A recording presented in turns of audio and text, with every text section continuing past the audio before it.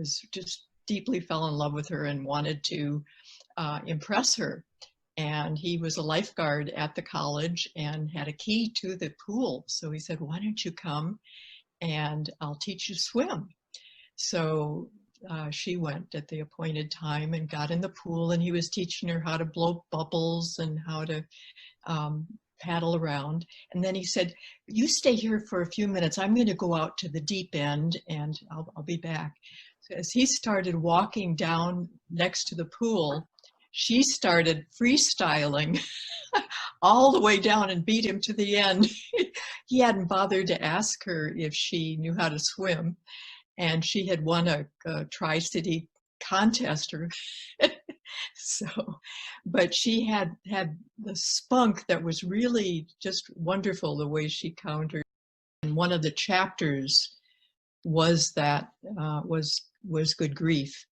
And he had offered it then to Harper's, but they thought no. And so we went to our church press, and it's been supporting us ever since.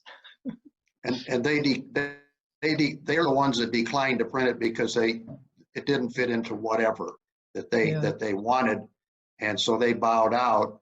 And when the book hit the millionth copy, there was a large reception in New York of the book publishers, and Harper was right in the front row when they called Dad up to the podium and gave him a leather-bound good grief. So I think he gave them a little grief at the same time as he was presented the book.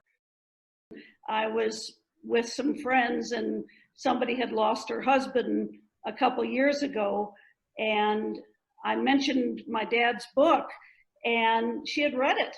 So here, still 2017, it was the subject, as John said, I forget how many, 100 a day, that it's still given out to those who are mourning, because it's simple. It's not a textbook. It's something you can, with your mind in such heavy grief, can put your arms around and feel what he's saying. And so I think that book is very special.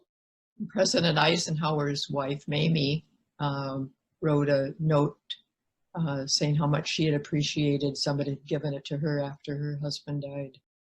It just shows what he was trying to do with holistic medicine, of trying to have the patient included in a team approach, have the chaplain, social worker, nurses, and doctors all participate in seeing the whole person, and not just it. That was in the 40s and 50s when modern medicine was blooming, and the doctors were focusing on the particular organ or something that was malfunctioning.